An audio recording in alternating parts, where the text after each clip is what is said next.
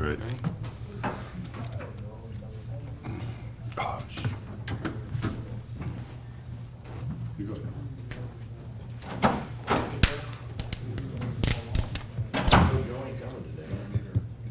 He's scared of you. Well, I had some questions for Big Joseph. That's why he's not here. He knew it was gonna be free. I gotta wait for Jason. Oh, you can go. Okay. Call the Mars City Council regular meeting to order Tuesday, July 5th at 12 p.m. Would you please rise and I pledge allegiance to the flag of the United States of America and to the republic for which it stands, one nation, under God, indivisible, with liberty and justice for all. Thank you. Roll call, Bev? Nelson? Yes. Knapp? Rexvinkel? Yes. Goodchild? Wick? Motion to approve the agenda? Motion made and second to approve the agenda. All those in favor say aye. Aye. Opposed? Motion carried. I'd like to welcome everyone in the chamber today, and with Bev here, and Sentinel, and also you people that are watching over television. Welcome aboard.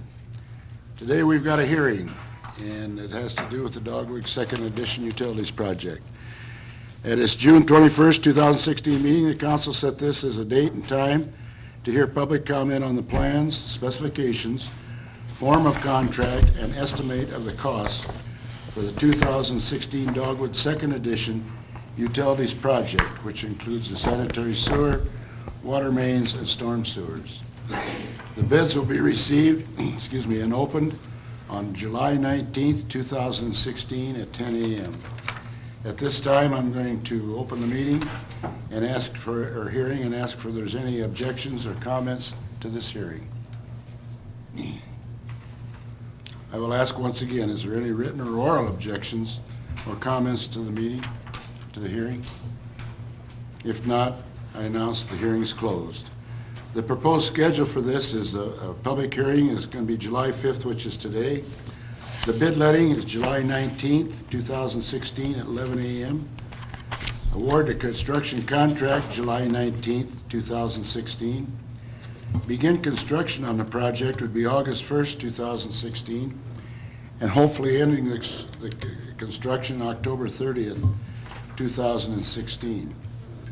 The financial impact is the sanitary sewer, water storm sewer fund will fund these projects initially with the developer reimbursement of 1/2 of said cost as the lots are sold. Any council members have any questions, or anybody else? Scott, one question, based on what have you estimated what the storm sewer cost is gonna be? Do we have enough in our fund at this time to cover it, or will we need to just make adjustments till we continue to increase that fund? The final estimate I'll have at the next meeting. The estimates would be identical to what they were when Steve Schuster came and got his subdivision approved. So I can't even recall what those were exactly. But I think there'd be enough in sewer, water, and storm in order to cover the respective costs of each of the three respective utilities. Okay. Yep. Any other questions? Not an entertain a motion? Motion adopting resolution number 16-24 to adopt plan specifications, form of contract, and estimate of costs for the 2016 Dogwood Second Edition Utilities Project. Second. Motion made and second, adopting the resolution number 1624 to adopt plans, specifications, form of contract, and estimated costs for the 2016 Dogwood Second Edition Utilities Project. Do we have a roll call on that, Beth? Goodchild?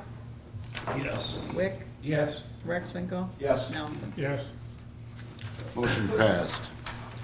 Next thing on the agenda is a general discussion, and the way we handle our general discussion is we ask you to step to the podium, state your name and address.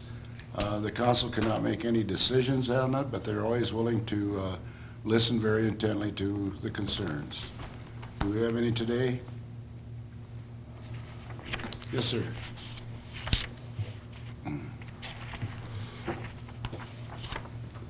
Good afternoon. Thank you all for hearing me. My name is Tom Wacker. I live at 1134 Central Avenue Southeast, and I'd like to discuss a couple of proposals that had been sent to me in the mail by Jason Vishura on 26 January concerning the road repair on the intersection of 12th and Central heading up towards the YMCA. In this letter, I was also advised that there would be a sidewalk put in on my property, as well as probably the city of Lamar's fire station, and I can't think of the name of the other business right next to it. Rex Winkle. Carlson's Funeral Center. Yeah, Carlson, yeah.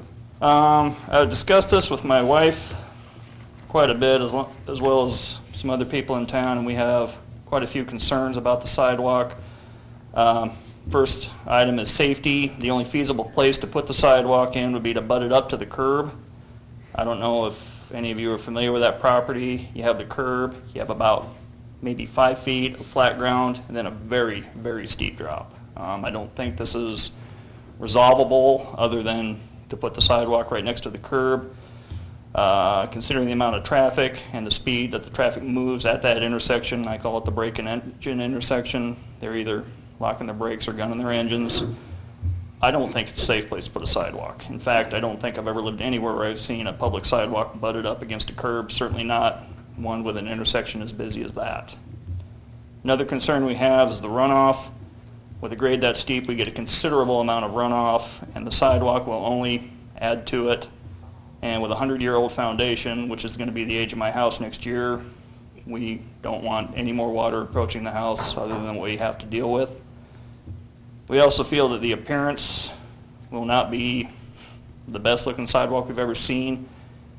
Starting from the fire station's property, should one run along the edge of the curb, before you hit the intersection, there's a stop sign that's been anchored in cement, and there are a couple of power boxes. We'd have to radius the sidewalk down into my yard, and then radius it again back to the existing sidewalk, which faces Central Avenue. And then you'd have to either turn right, turn left, and then an immediate right, and then a left across the street. It's just not going to look good, no matter what we do. Longevity, I'm not a mechanical engineer, but there's a possibility they might even have to put up a retaining wall to hold it in place, because there's just not much land to hold a 4-foot sidewalk in place. I don't know if there would be adequate support for the inner edge of the sidewalk due to the steep drop. I believe that the sidewalk would not stay level for long, especially with the amount of rainfall we're going to get, and that the dirt work, landscaping, and possible retaining wall needed for stabilization would be beyond cost prohibitive.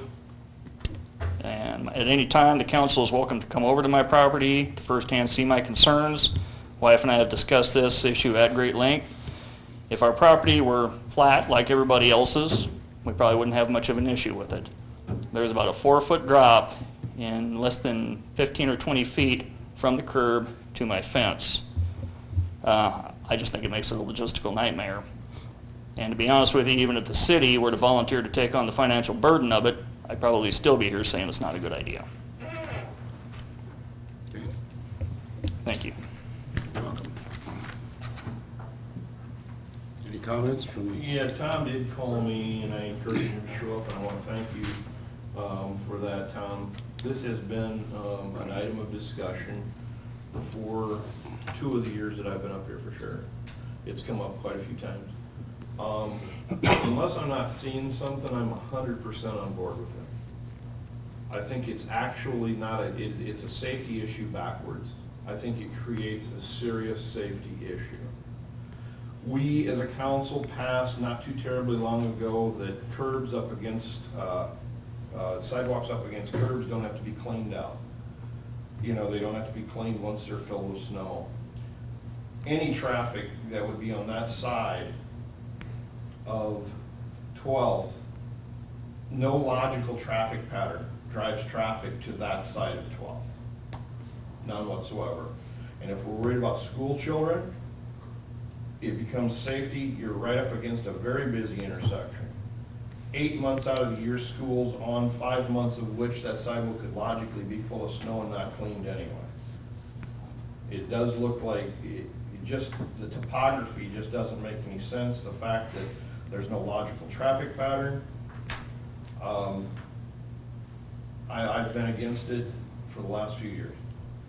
And I would like to see this, if we have to, bring it back to the council, because Jason's in kind of a bind. He's been told by the council to serve the letter, yet some of us are against it, and I really think we need to revisit it, especially now because we're doing 12. So this is either the time we pull the plug on, or we do it, or we don't do it. But I'd like to see it come back up here for discussion that we can act on. Because I will definitely promote exempting you and your property. I don't even think we should put one in front of the fire station. And there is one on the Yes, on the south side of the road. Yes. It's my opinion that even if the sidewalk were in right now, no one would use it. I mean, little kids go to and from that swimming pool all summer long. And we all know little kids, they'll cut through your yard, they'll walk wherever. Nobody ever walks on that neck of my property. I have a 13-year-old son and a 6-year-old son, and they both know it's worth their hides if I catch them out there. That traffic really moves. Even though they're coming to a stop sign, they're moving. If I had a little one in a stroller, there's no way I would walk on that with traffic right here from the edge of the sidewalk. It's just, I understand the logic behind it, and like I said, if I had flat land going out to the street, I would be more on board with it. But I have a feeling that it's a pointless maneuver. It'll be poured, it'll be there, nobody's gonna use it. And it will not, under the best of circumstances, look good. I've done cement work for quite a few years, and I know a few people in the business here, called them over, what do you think? And they all said the same thing, which was nothing. They just shook their head and said, I don't know. And I think it becomes more of a safety issue. I think it's a danger to put it in. That's my greatest concern. I personally believe it's a danger to put it in. So whatever we've got to do to get this back on the discussion table, the agenda, we can't act on it today, I understand that, but I am on board with this gentleman 100%, so. Scott, comments? Well, my comments would be, number one, is the speed limit's 25. Yes, I agree. It's residential district. Right, It has to be 25. right, I'm just, So we shouldn't be touting this that it's a speed problem. okay? Secondly, are we gonna take out all the sidewalks that are on the back of curb now? No, Because there's back of curb sidewalks all over the place. right. But I think during the time when we were exempting people from snow and snow removal, we had talked about not allowing those anymore too, Scott. In that very group of discussions, we said, do we want to say that we won't allow those? Okay? But I'd also bring up then, if we're going to make him do it, are we going to make the high school do it? Am I gonna have to tear out my flower beds that are already there to make room for the sidewalk? Am I gonna have to move an existing retaining wall down by the intersection of the sidewalk to make room for the new one? Or a retaining wall holding it up altogether? Holding the whole sidewalk up? Well, But I'll go back to my question is, are we going to make the high school do it? that's a good point. I drove by that this morning on my way to work, and I got to looking at that, and I thought, Yeah, I mean, the if only you're difference gonna between them do and me it, is they if just you're have a gonna lot do it, more. The very same week you do it, the high school needs to put theirs in too. And it'd be ridiculous, because no logical walking pattern goes by the high school. And I'm sure I'm gonna hear the word Faber come up, so what? That was a whole different deal. That's apples to onions.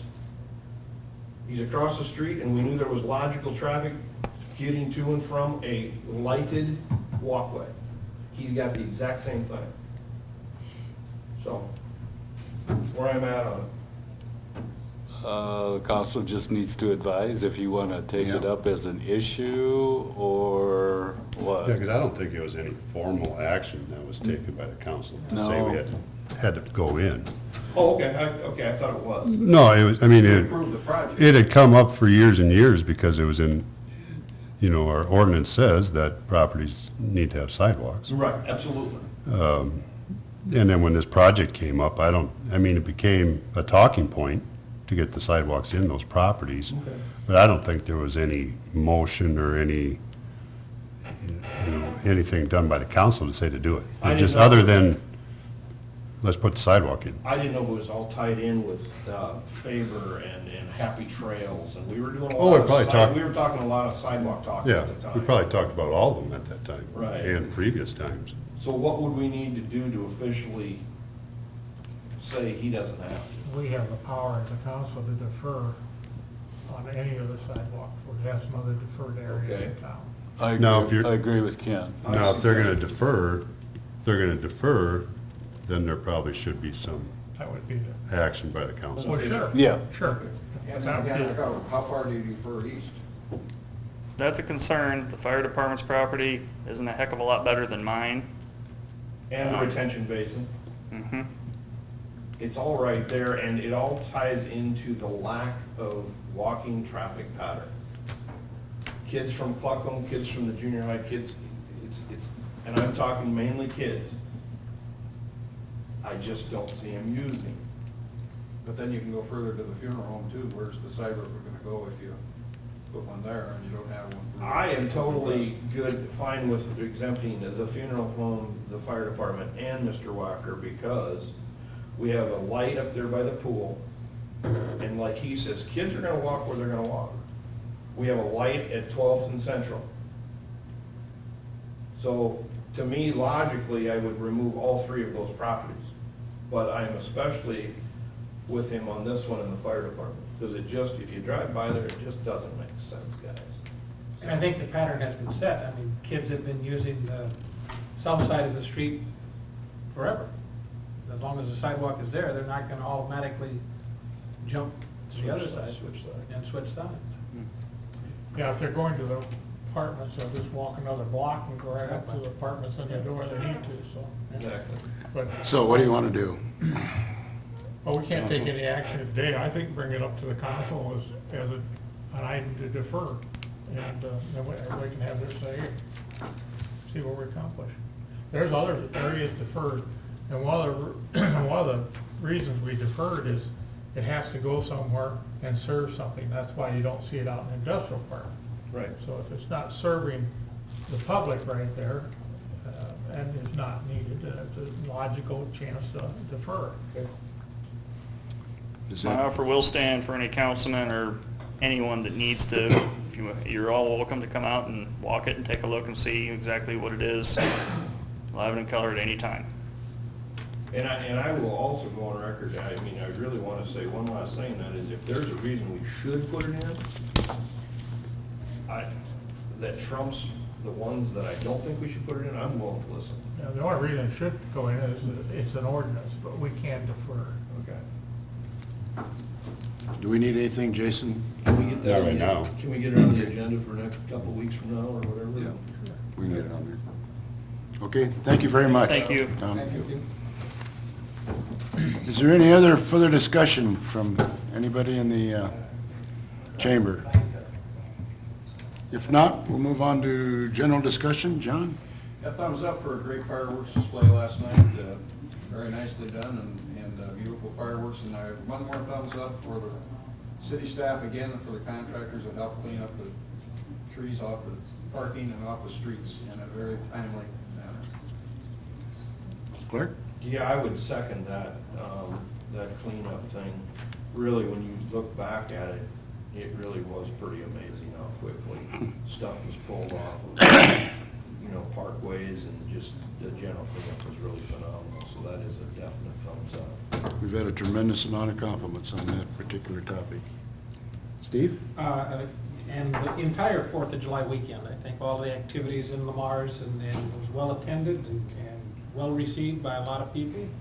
And then I was out of town when the storm came through, but everything I've heard when I was gone and since I gotten back was how well it was handled, not by everybody. The emergency teams and everything like that, it was excellent, so. Good, thank you. Ken? Everything's been said, I'll pass. Thank I you. just want to say I want to recognize our fire department for the great job they did last night on the fireworks. That was a good one again, Dave. Tell your boys thanks. Okay, moving on to the consent items. All items listed on the consent agenda will be enacted by one motion. There'll be no separate discussion on these items unless a request is made prior to the time the council votes on the motion. Today, we've got 6 of them. Approval of the June 21st 2016 regular meeting minutes.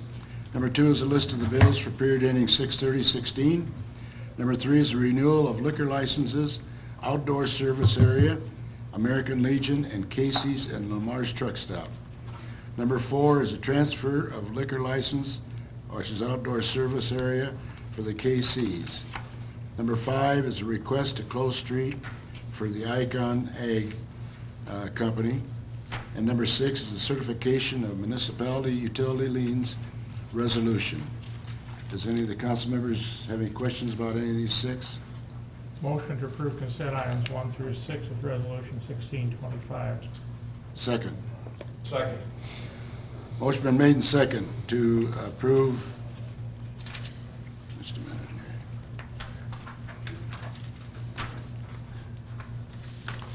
here. You with me?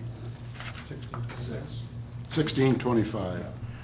Motion second to approve Resolution 1625. All those in favor say aye. Aye. Oh, wait a minute, that's got to be a roll call, I'm sorry. One of them's a resolution. Wick, Yes. Rexinger. Yes. Nelson. Yes. Goodchild. Yes. Motion passed. Moving on to the action items. And that is the Business 75 White Topping Project. Preliminary plans are prepared by Schofield Engineering for Business 75 White Topping Project. Schofield will be present at the project, and I see what's his name's here. The recommendation, city engineer recommends approval of the council to proceed. The public hearing is on July 19th, 2016. The bid letting will be on August 2nd, 2016 at 10 a.m. and the consideration of award on August 2nd, 2016 at 12 p.m. Would you like to share with us the project? Sure thing. Let me just pass those out.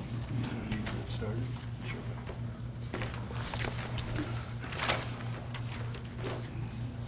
Okay, the project is the white topping or overlay, concrete overlay at Highway 75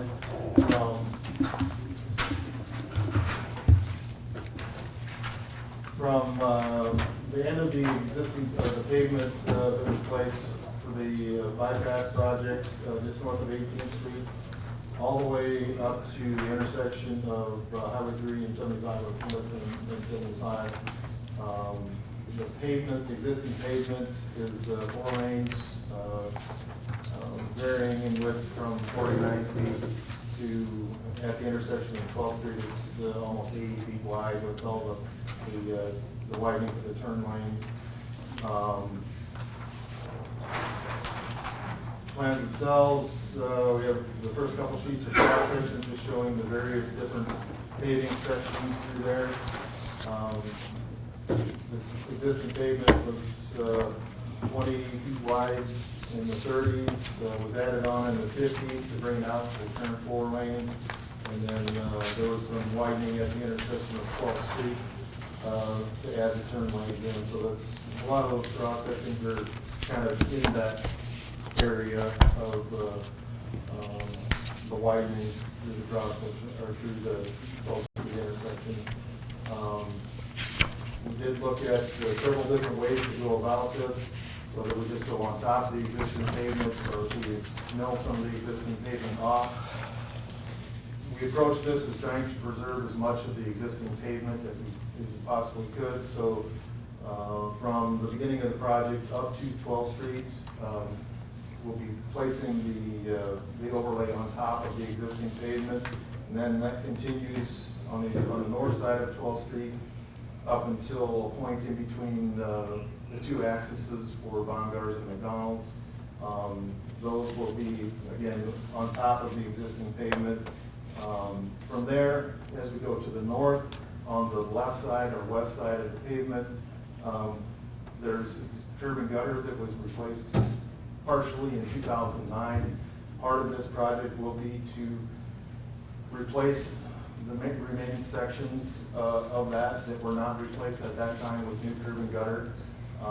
And the new overlay will match into that curb and gutter. So we'll have to mill 4 inches down at that gutter line, and then various steps as we go across the pavement to correct some cross slope issues that some areas that were really flat and didn't drain very well. And that continues up that way up until, by Red's Printing in that area. In that section, there's curb and gutter on both sides of the street. And so we'll be milling down 4 inches at the curb lines on both sides and 2 inches through the remainder of it to finish out the pavement cross section. So those are the first sheets.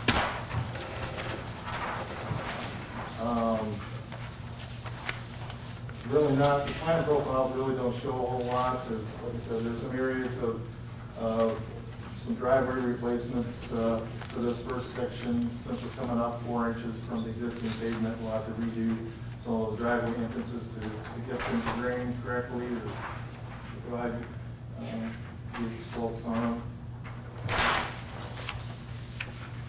Just through about the first 3 or 4 sheets. And you'll get to sheet 11, you'll see the gray shading portion of it. That's where we're going to start milling. And on your sheets, mine are black and white, but you should see that the green portion of the curb line, that's the sections of curb and gutter that need to be replaced. A lot of those areas have pavement that butts into it, so the blue areas are driveways and pavements that need to be replaced as well.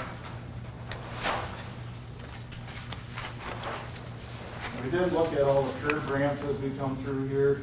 The good share of them had been already replaced as part of the 2009 curb and gutter replacement project. The water main job that they're working on currently on the west side of the road, most of those that hadn't been replaced, or all of those that hadn't been replaced with that previous job will have to be replaced with the water main job because we're going through those intersections. Excuse me. And there was 2 other locations that weren't covered on either one of those, so we'll be removing and replacing the curb ramps to bring them up to code as well. Probably the most challenging part of this project was figuring out how to phase it so that it had the least effect on the businesses, but was desirable for the contractors to look at it. We visited with some contractors on that about how they would approach this, what they would like to see, and try to incorporate that with best as we could with convenience for the adjoining owners and then safety as well. If we have the intersection of excuse me, 75 and 3, and then not quite, it's not even close to midway, but in between the next major intersections is 6th and 4th.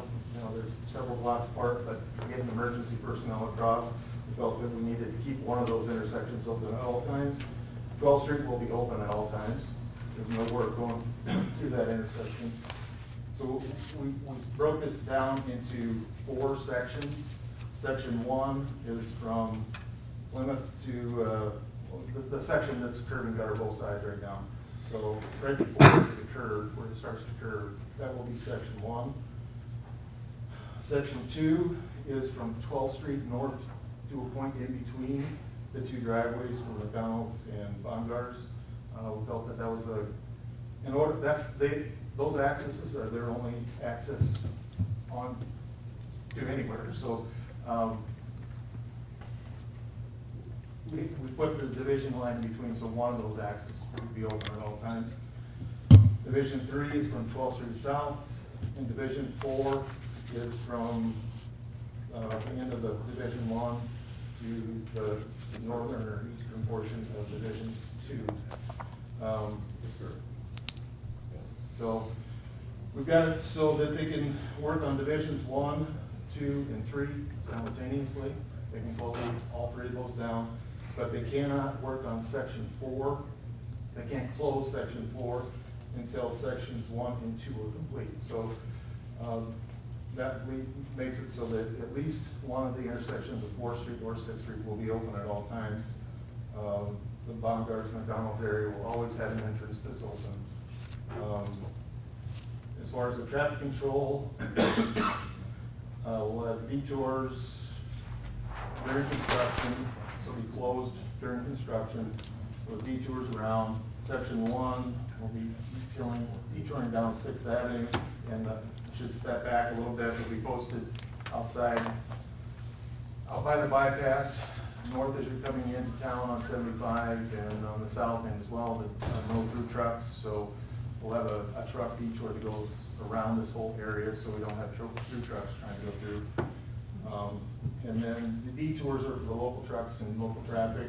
The section 1 will be down 6th Street. We have individual signs for the businesses to try to help to give people direction of where they need to go to get to the businesses.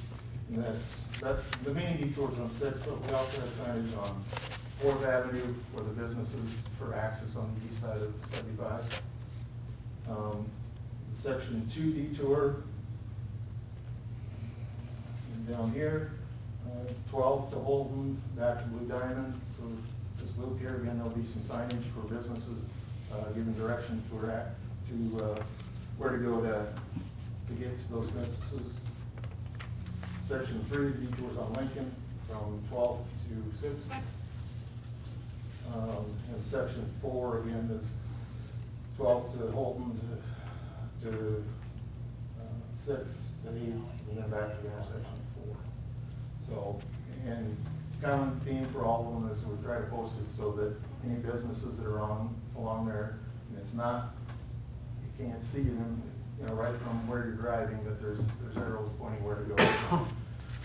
Did talk to the contractor about scheduling how long they think it takes them to do one section. And they were saying they could pour about 1,500 feet a day. And we tried, and they would like to have about 2 days of mainline pour in a section, so they get 2 days of paving. And then reset string and stuff for their workload to keep things going. So we tried to do that, and just going through the numbers, it looks like we're probably in that 3 to 4 weeks per section that it would be closed from the very beginning till when it's open to traffic.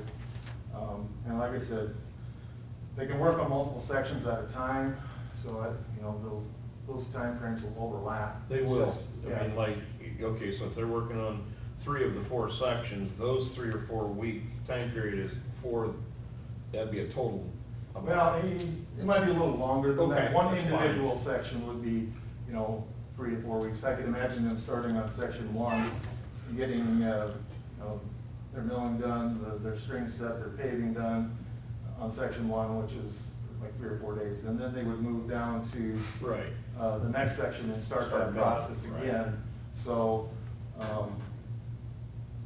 yeah. There'd be some overlap, okay. Yeah. Okay. Is the different part of a concrete overlay versus an asphalt overlay is the cure time, after they pour it. You have to have several days worth of cure time before you can open back up to traffic. Traditionally, we'll just cast concrete beams and break those at 7 days, and generally 7 days is the key point, that if you have the break strength at 7. But typically, the concrete will actually develop faster than that, so that you can open it faster than that.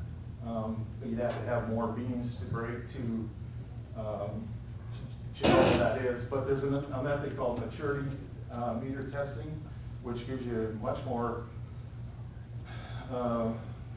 flexibility as far as when you can open the traffic. It basically records the time that the concrete's been laid and the temperature that it's achieved, and there's curves developed to relate that to strength. So, talking to Iowa Concrete Paving, they've seen some of these, midsummer paving, where they've reached opening strength within 3 days. So, some of that's gonna play into it too, and the contractor's idea of how to do this project. But So where you're overlaying the asphalt, you repair the asphalt first, correct? minimal repairs, Okay, there's some, they're like, I think by Godfather, there's some pretty good soft spots or. Yeah, that might be an area that's being milled, so, Okay. a lot of that's gonna come out of the milling.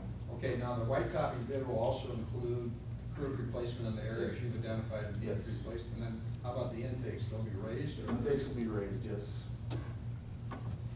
Well, take that back.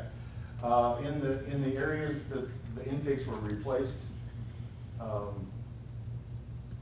with the curb and gutter replacement, they'll remain where they are. Because the curb elevation or the gutter elevation isn't changing in those areas. On the south end, I think there's 5 inlets through there where we're placing the overlay on top of the existing pavement. So yes, those inlets will be raised. And I think there's a few spots where the intakes are quite a bit below the driving surface, so I'm thinking like where the old state stale was. They're actually above the top of the inlet is above the curb, the current curb. Because when they replaced it, they put the full throat in, so, and that will remain as is. Okay, and then one more thing on the white topping, I know they've got quite a swath in the parking, they need quite a swath in the parking. Will that affect any trees or street lighting or anything? Really, for this first section, they're not going to be outside of the right of way. They're outside the line except for their wands, which are just three-quarter inch dowel or rod that they drive down. So there should be really nothing in this first section outside of the street that's affected. When you get into some of those areas where we do have the curb and gutter replacement, then yeah, they'll have to be 4 or 5 feet behind the curb. Most of those are through business areas or through paved areas, which is part of this project. When we're removing the curb and gutter, we're replacing that pavement that has to go out too. So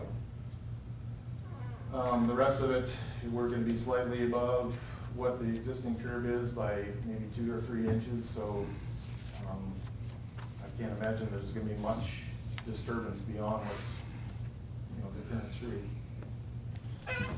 I have some questions for you. On the curve on 75, was there any consideration to raising that angle where the trucks have tipped over there to maybe prevent that from happening in the future?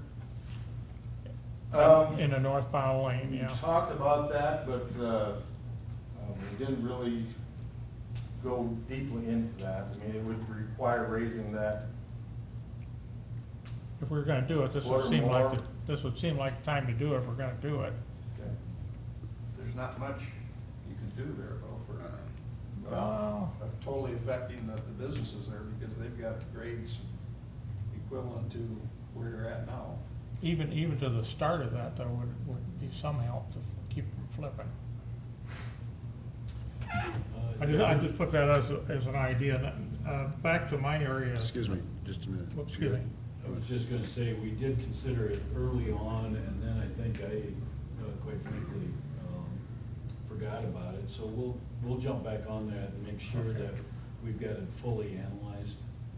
Do as much as we can anyhow. Yeah. Yeah, that makes sense. What Ken would be talking about is adding super elevation to that curve Mhm. such that the outside lanes of the curve would be brought up. And you sense that when you go around curves like the one south of NIPCO. And if the DOT redoes that, I think they're gonna add more super elevation at that curve. Even if we lowered the pitch in the middle a little bit, Yeah, we could gain some angle on it. we'll take a serious look at that. My next question is, the alley to the south of Casey's, going south. That alley had been redone and the approach has been redone. But from that alley entrance up to the Oak Tree Plaza's south entrance, that sidewalk, anything we do on that, that didn't get a curb on that in the last time. It did in front of my place, but it didn't there. But you're gonna have to put a curb in there, and that's gonna put that sidewalk about 3 to 4 inches below street level. So I'm just checking to see if we're making plans to replace that sidewalk through there. That's And very- also on those, I forgot to mention this, we're not looking at going in with a full curb. It'd be the short curb or the 2-inch curb, so that it doesn't have a huge effect on, areas like that, or more of concern of the areas with existing pavement, because there's existing pavement right next to it. A lot of those areas are flat, and they drain to the street, so if you come up 6 inches or more from where you already are, yeah, you have some drainage issues. I think my point is we want to keep that water going down that alley. And if it doesn't go down the alley, it's gonna, as it does now, every time it rains, there's 3 inches of water on that sidewalk that backs back up into there. So, We can look at that to see. yeah, take another look at it because it's extremely low there and the sidewalk's getting all busted up because of it.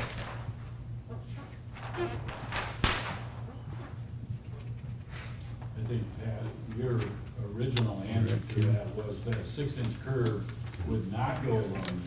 Right. It would be a 2-inch curve. Right, which So would, the differential No, there is no, a difference no, of 4 inches. This is the alley here. Because Ken is absolutely right. This area If we right put the through full here is 6-inch low. curve, that sidewalk's gonna be that much farther below Yeah. the top of the curve. It's already 2 or 3 inches below the street level now, so. Probably need some spot elevations along there. Yeah. Any other questions, Ken? yeah. And I'm pretty sure I know we've shot it. One more. And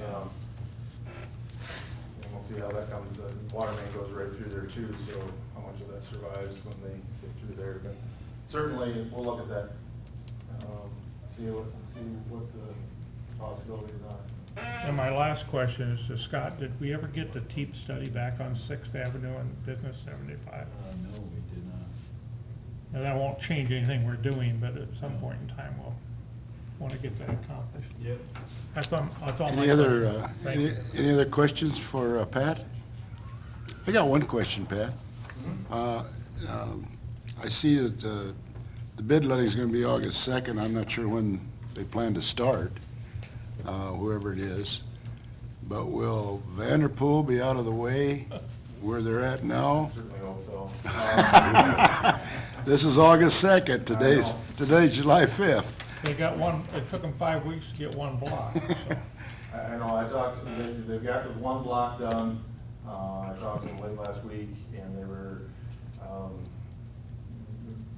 the beginning of that next block, they have to do a blower underneath that tree, which is scheduled, I think, for the first part of this week, next day or two, and once they get that in, then they'll be able to go again, so, yeah, The reason I asked is I will because certainly light a fire. the white people, or the white topping people, let me clean that up. The white topping people, you know, they'll probably be all right if Vanderpool's north of 3 and 75. I mean, Yeah, I understand what you're saying. okay, I just wanted to check.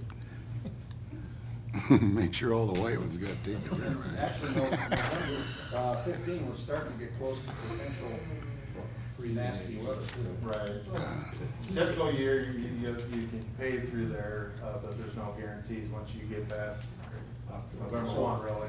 What are the requirements for white topping? I mean, there has to be a certain temperature. Similar to regular paving, it is a little bit more sensitive to temperature because it's not as much mass of the pavement, but, The good news though about white topping compared to conventional paving, where it's on, with some kind of earth grade, colder weather, it's harder to dry things out to get paving going again. And on white topping, you can literally go, as you can expect, almost the next day, so. Well, that product we put on 4th Avenue and 3rd Avenue, I'll tell you, that is as smooth as can be. That is just absolutely And unreal. maybe for the public to understand, we're looking at the same type of surface we got on the east and west sides of the Courthouse, that's the one I'm talking about. Yes. It's the same type. of product. it'll look slightly different than, a normal, new construction pavement because the joint spacing will be a lot closer. We're talking 6-foot joint spacing where normally you're 10 to 12, so, visually it's gonna look a little different, but it won't look any different than the overlay projects that you've done in town in the past. Good. Any other questions? Are you finished, Pat, or you have Are more? we confident that the thickness is good enough to handle heavier truck traffic than the ones we previously mentioned? We did look at quite a bit of, the overlay or the white topping, it's not a new thing, but it's not something that has been done a lot until the last probably 7 or 8 years.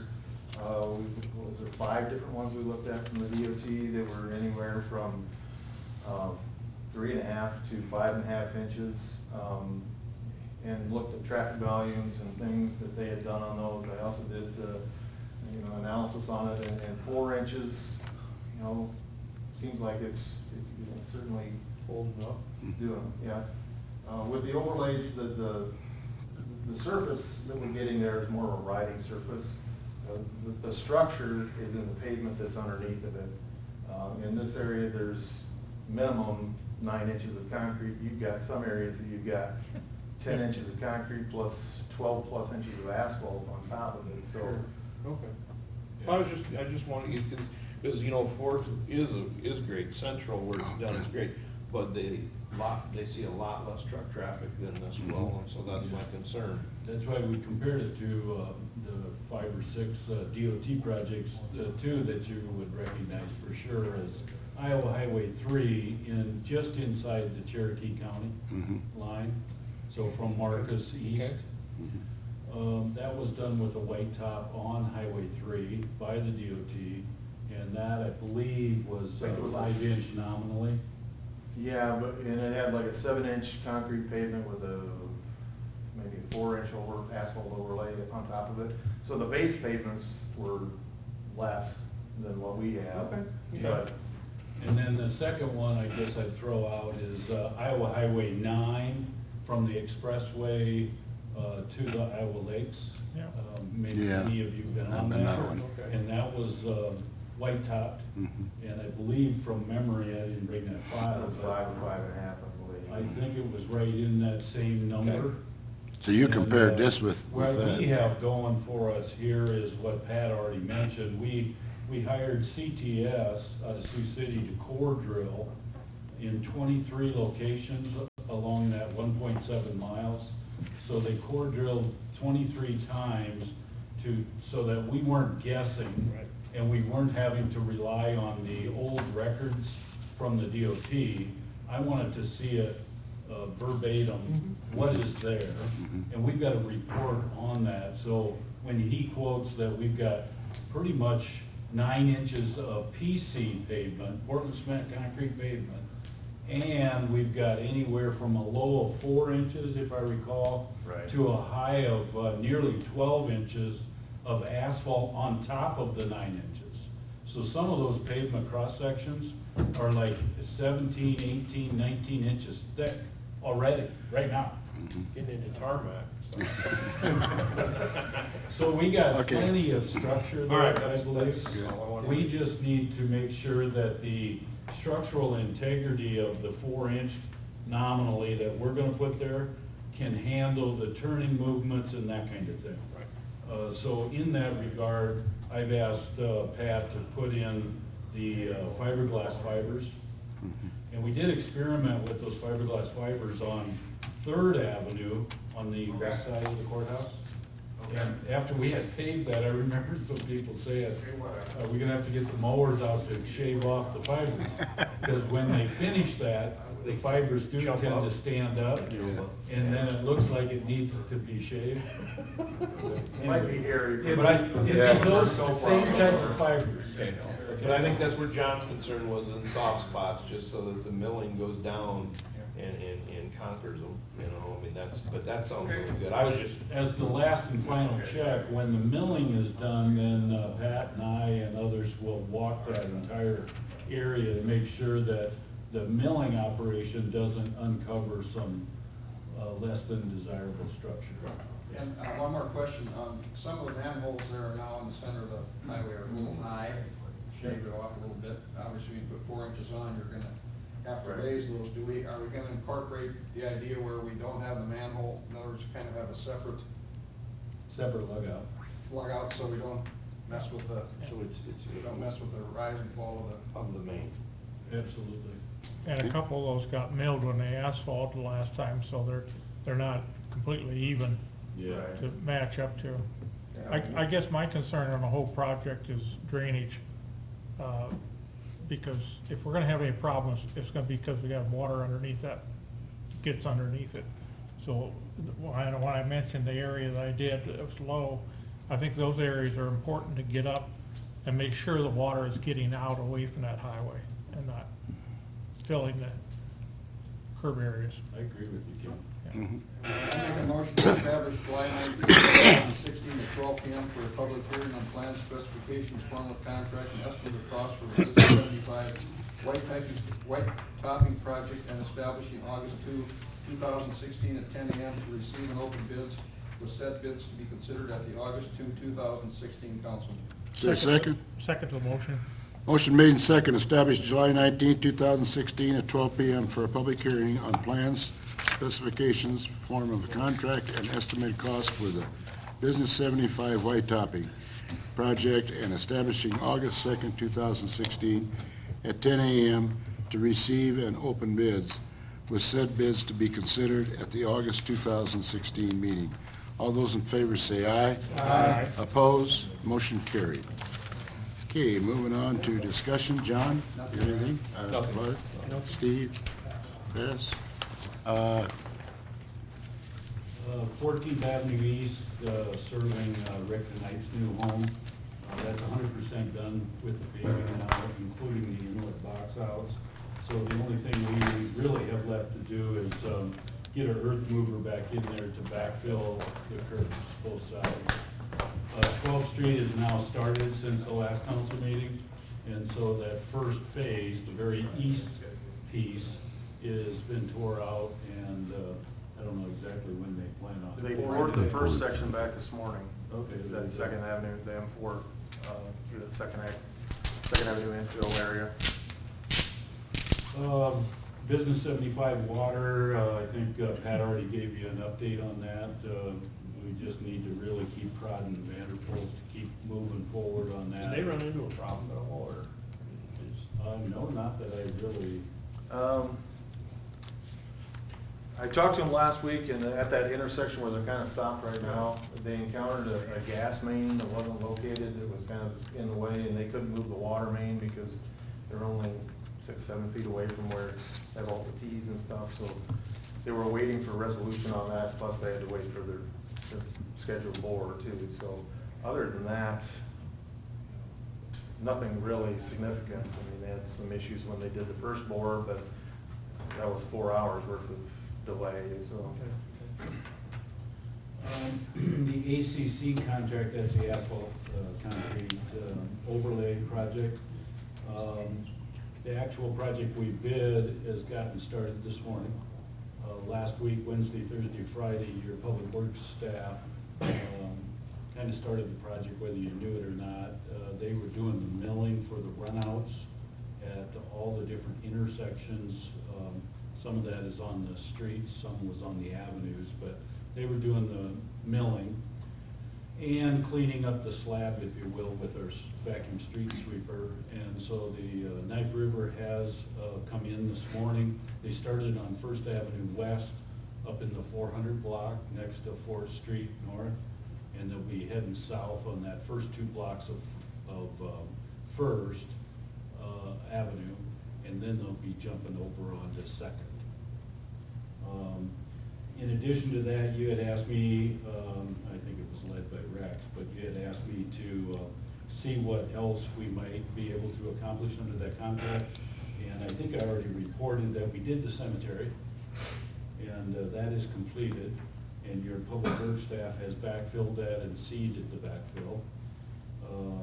For the holidays, we did street sweep that because of the storms, kind of littered it with a whole bunch of stuff. So we did use the vacuum street sweeper up there. Park Lane, I think you were all aware that we also got that accomplished. We also added the parking lot there by Murphy Collins, and that's been sectioned off today, this morning. And the prep work was done by your public works staff, and Knife River will be sneaking in there to do both the city piece of that, which is about 2/3 of that parking lot is city-owned, and about 1/3 of it is owned by Murphy Collins. And Pat Murphy and Mike and Gene have all given their blessing to pay for their portion, their 1/3 of the project. Okay, So we're gonna coordinate it underneath the city contract, but they will reimburse the city. I just want everybody to know that, so that nobody thinks we're giving Murphy Collins a special deal.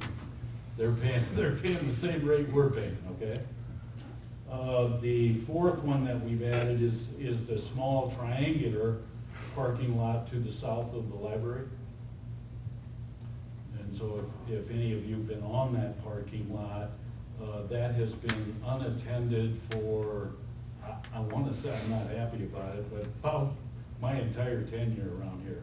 I don't think we ever dealt with it. South, east? The south of the parking, or south of the library. Back door. Back door of the Right library. out the back Oh, door. sure, okay. So it's in sad state of affairs, Oh, okay. and Never there's used it. one 12-by-12 piece that we're taking out completely and going right down to subgrade and building it back up, and then the whole thing will get an overlay of asphalt, okay? So that's between the railroad track and the library? Yeah. Out in front of Thank Lando's you. Electric, Okay. kind of. Between the railroad tracks and the back door of the library. Right. Dredging at the ponds kind of has ceased for the last couple of weeks for a couple of reasons. Number one, LG Evers thought they were done based on some depth readings that both they had done as well as we had done. But we did a little bit, just to do our due diligence. I thought to myself, maybe we should get the diving team there. So we did that through Dave. Dave helped me coordinate that. The Plymouth County dive team dove it and also used a little bit higher technology of depth finding. And it comes to find out that more work is needed with the dredge. Unfortunately, the dredge owner died. And the gentleman that we've been dealing with is the son of the owner, and he is buying into the business, but he was not the sole owner. So Steve Mousel with LG Evers did indicate to me that he thought that would be worked out real quickly, but we just gotta be patient at this point. So I want everybody to know that we're gonna be doing more dredging. Will it be enough dredging to fill the final third? Probably not. But it's anything we can still dredge out of there. We get a better cleaned out north pond, and B, we need the material in the south pond. So I think it's prudent that we wait for all this to work itself out and get the dredging 100% done. Have they relocated the springs? Pardon? I mean, are springs feeding it now again? Have they relocated, opened up all the springs in that pond? I would guess that to be the case, but that, not even a dive team can determine that. And anything I would say is just pure speculation on my part. The fact that there's water in there, and there's been water in there since the 30s, means that the water, it's indicative of the water table. Is that an actual spring, or is it just the water table? I would guess the latter, but I don't know. I don't know the answer to that. By cleaning it out thoroughly and making sure that we're cleaned out, that'll only help that situation, in my opinion. The water is a lot cleaner. You can see that just visually. I would agree with you, Ken. Well, the reason I'm asking is, do we have a restocking program that we're thinking about, or, you know, as far as fishing? I would hope that we would do that through the IDNR nurseries. The reason I asked the question is because I was wondering if that pond, if it did have springs, if it would be eligible for getting on the DNR's trout program, which would be really cool. If it's naturally fed, I think that's one of the requirements. Okay, you're a little over my head. Well, no, I'm just- But, wait a minute, we can look into that. Be worth looking into, Clark. Because that would be a real draw, if you could actually be I don't know if it meets any of it, but I just got to thinking with the depth that we've mentioned, and it being cleaned out, if they would look at us as a possible destination for trout fishing. Many points are 25 feet deep at this point. Not all, but many. And days of dredging, hopefully even more of the center part will be at 25 feet. Some of it, there's a lot of kind of up and down in the bottom, according to the dive team. And we have that all recorded. And Jim Conley is putting that on an aerial map so that we can all read it intelligently. Okay. And therefore, the operator of the dredge then will have a copy of that map. And they did it on a 20 by 20 grid system so that we can relocate where they're talking about. And trim them off. Yeah, and trim, and do the trimming that's needed, yes. Of the 5 water projects that you awarded, well, excuse me, you awarded 3 of the 5, and then the other 2, if you recall, we were gonna break them up to smaller components and then force account those with some contractors that we had already arranged. None of the work has started yet on any of the 5 locations. However, we pulled the trigger on ordering the material, and your water staff has taken delivery of some of that material so that we're ready to go when the contractor's ready to go.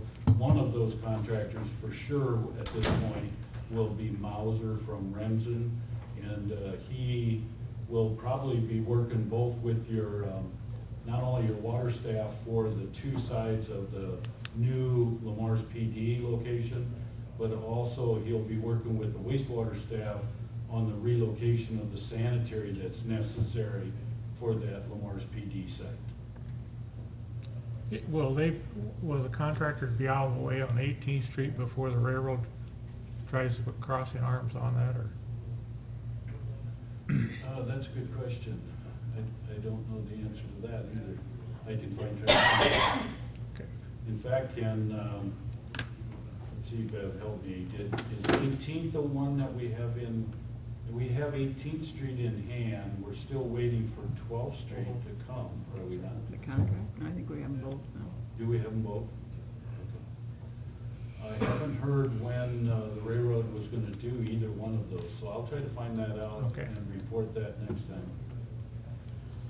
Speaking of the Lamar's Police Department, a group of us have heard kind of the final version of the plans from CMBA.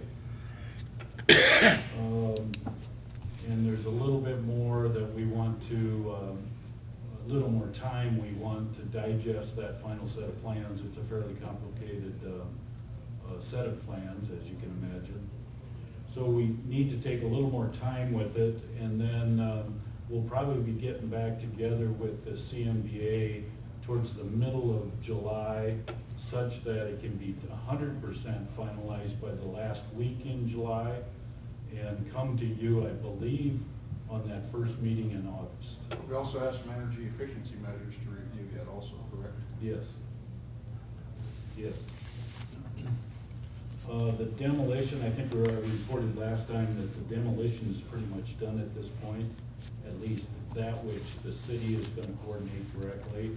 Any further demolition of the different components of that existing building will be part of the project.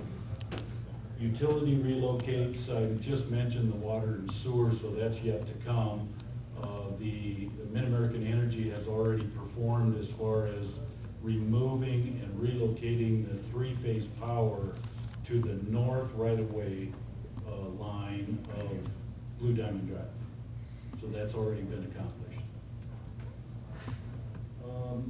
On the Paul Gangler LPS 3, we have stabilized the banks adjacent to his building that were carved out by the building of the rail into the ethanol plant.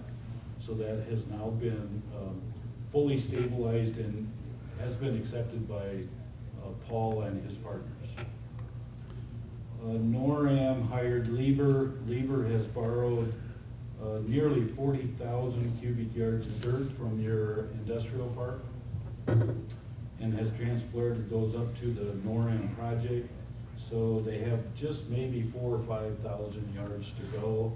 And it's slowed down at this point because of the construction, not only of stem walls, but also the internal columns inside that large plant. So that, it sounds like when I talked to Joe with Lieber just on Friday, it sounded like that could take another 2 weeks to a month before they're 100% done, just because they're working in and amongst what Gleason's got going. Then I've got some dates and times just to fill you in. Today, we're gonna get briefed by the main construction manager for Plymouth Energy right after this meeting. And then, if you haven't heard, the ribbon cutting is Thursday. 10 o'clock. Dick's got that all arranged. Usually they go 9:30 to 10:30, but the ribbon cutting itself will be at 10 o'clock. And that's right on site. And it's right on 27th Street and right on the site. The comp plan steering committee meets tomorrow morning. I believe it's at 7:30. Tomorrow evening, we've got two kind of public input sessions. So if you're interested, I would encourage your attendance. Number one, between 5 and 7, the DOT is hosting a public input informational session regarding US 75, the 4 lanes between NIPCO and Merritt.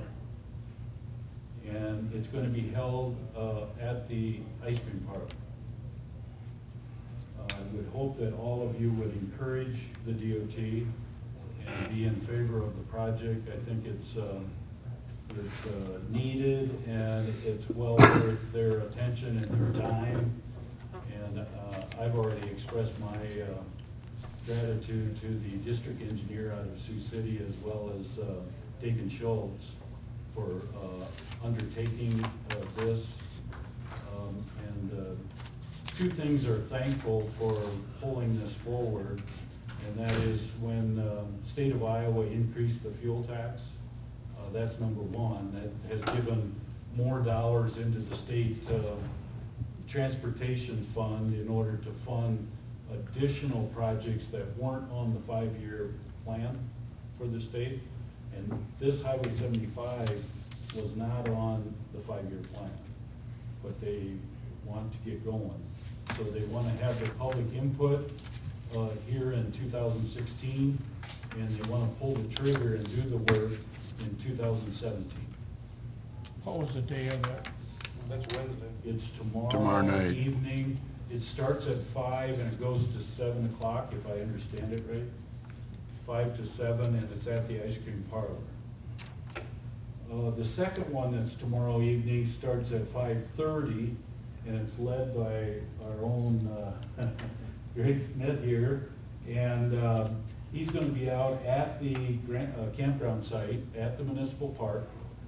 And we've kind of got the word out to the campers, to our new campground manager, to enthusiasts that own RVs and campground, utilize campgrounds, to come and give us their input, their feeling, any design criteria that they want to see.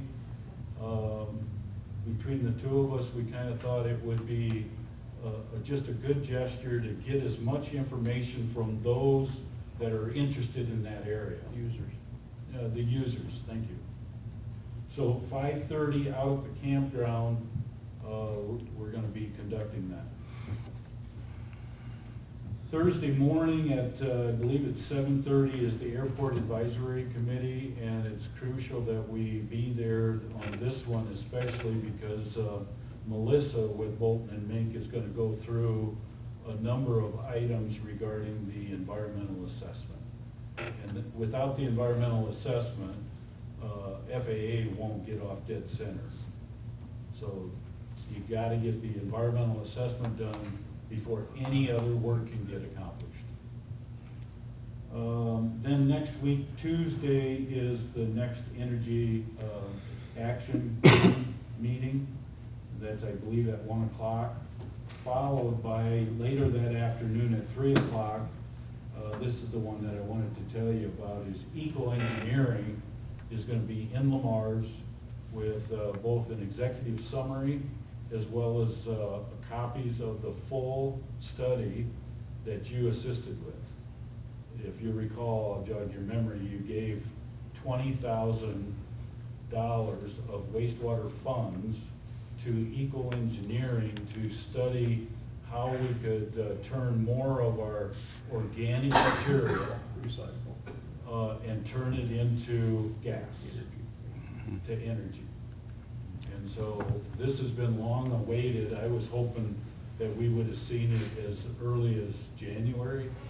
So here it is July, but I'll take it later than not take it at all. So if anybody's interested in that, you're welcome at 3 o'clock here in this building, When is that, Scott?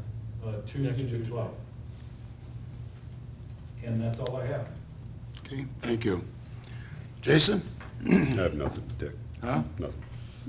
Question on maybe a little bit of that, is the intersection of Central and Plymouth going to interfere with the disruption on Business 75, Plymouth and 3?